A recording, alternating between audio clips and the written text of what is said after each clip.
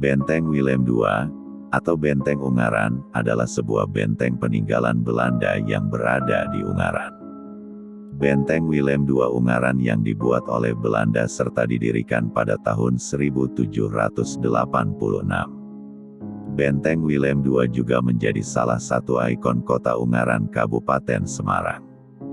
Benteng Willem II Ungaran, terletak di tengah kota Ungaran, terkenal dengan nama Benteng Ungaran atau Diponegoro, terletak di pinggir Jalan Semarang Solo, di depan kantor Bupati Semarang, Kota Ungaran.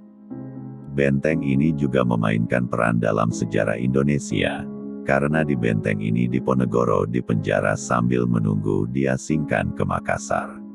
Benteng ini didirikan untuk memperingati pertemuan bersejarah antara Pakubuwono II dengan Gubernur Jenderal Van Imhoff pada tanggal 11 Mei tahun 1746, ketika penguasa Keraton Mataram Pakubuwono II dipindahkan dari Kartosuro ke Surakarta, Solo. Ketika keraton baru dibangun benteng, The Generosity, didirikan di depannya. Pada tanggal 11 Mei tahun 1746 Gubernur Jenderal Baron Van Imhoff Gustavus tiba di Ungaran untuk melakukan pertemuan dengan Pakubuwono II. Untuk memperingati peristiwa tersebut dibangun benteng di Ungaran bernama Fort Outmuting, yang berarti rapat. Jalan antara Semarang dan Keraton Surakarta itu sangat penting sehingga dilindungi dengan benteng Versilende. Benteng ini dibangun kembali pada tahun 1786.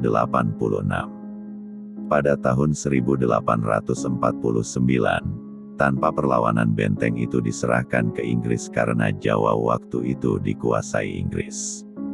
Sejak itulah bangunan itu dijadikan rumah istirahat untuk proses penyembuhan pasien. Maka saat itu diangkatlah seorang perwira kesehatan untuk memimpin misi kemanusiaan itu. Karena memang bukan rumah sakit, sehingga bentuk dan struktur bangunan tidak seperti umumnya rumah sakit. Dalam perjalanannya setelah masa kemerdekaan Indonesia, benteng ini dimanfaatkan sebagai asrama polisi.